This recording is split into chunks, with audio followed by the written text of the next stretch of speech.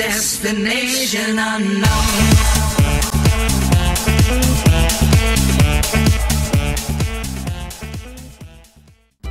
Hello everybody, thanks for tuning in to this week's edition of BCN Sports.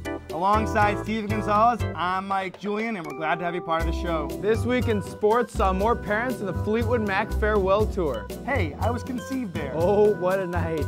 Anyway, on to sports, where the Bowdoin football team looking to bring the noise on the Bates Bobcats all day long. That's right, Steven. It was senior day, and the Bears did not disappoint.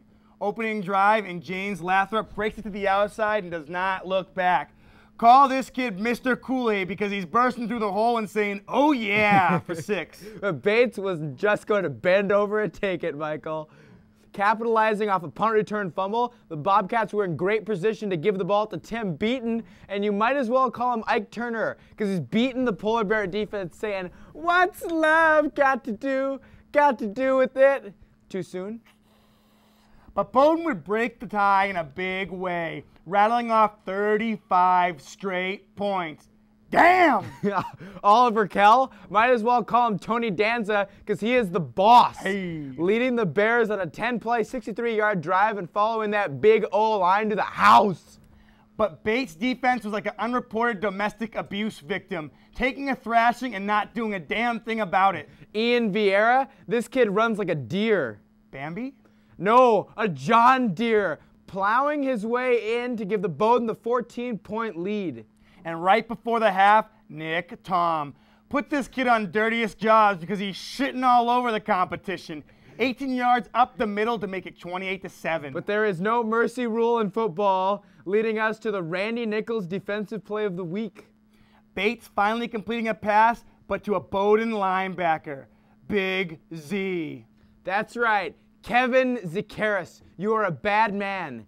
Picking off Ryan Caton's pass, and he went running 75 yards deep in the cut, making the score 42-7. He would later go on to challenge both Usain Bolt and the Ghost of Barbaro to a foot race. Our troubles will be ours. Kevin!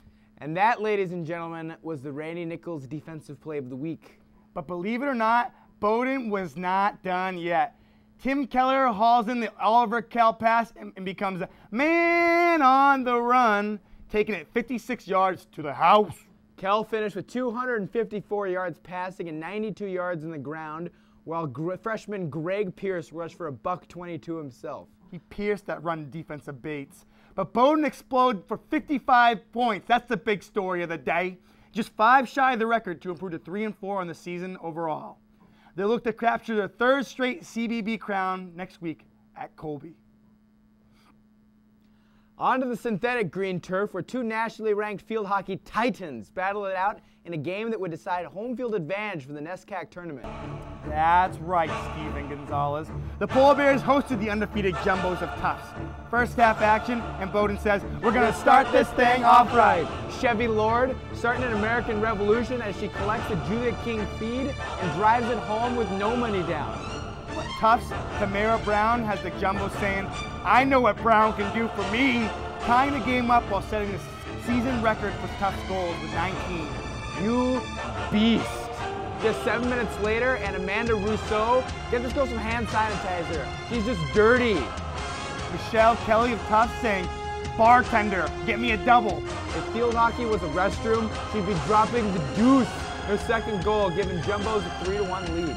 But Bowdoin would rally the troops to try and mount the comeback. Kat Gormley taking the feed from the King. I'm going to win this race, I'm going to go to space, and strum it on home. Julia King, wake up with the King. She put extra money in your pocket and little white balls in the net. Julia King should just visit Dudley Co. because she is sick. However sick she may be, Michael, Tufts keeper Mariana Zach Ajawia was not letting Bowdoin explore the net anymore, shutting out the Bears in the last 5 minutes to take the game 4-3. Bowdoin falls to 13-2 on the season and will host Bates in the first round of the NESCAC tournament.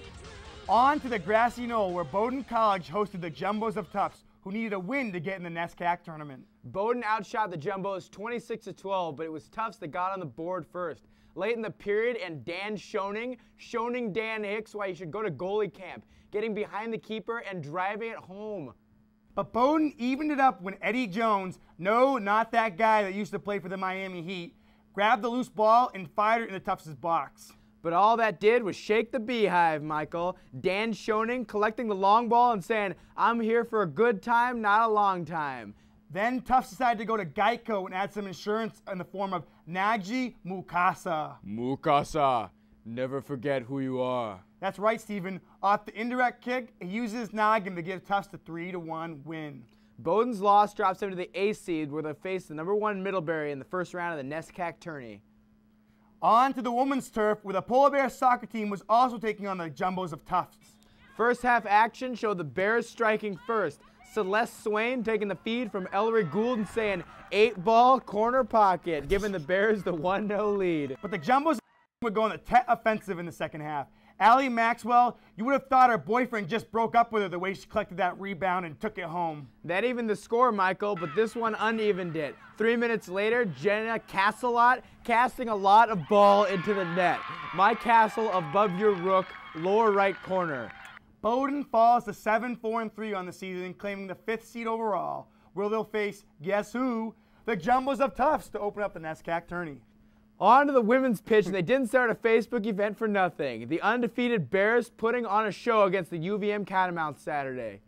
First half action, and it's Danielle Carnot is bringing out the carnage, tearing through the UVM for Bowdoin's first try. Rebecca Stevens would follow suit, saying, I don't always drink beer, but when I do, I prefer Dos Equis. She stayed thirsty on that play, Stephen. But the play of the game goes to Carolyn Levin. Levin, the competition, have it with this long run, making it 17-0. Bowdoin's defense would do the rest as Bowdoin earns a bid at the Nerf Fu Championship, Stephen. They'll face Stonehill, which should be a lot easier than Stone Mountain. Zing. Your order's ready.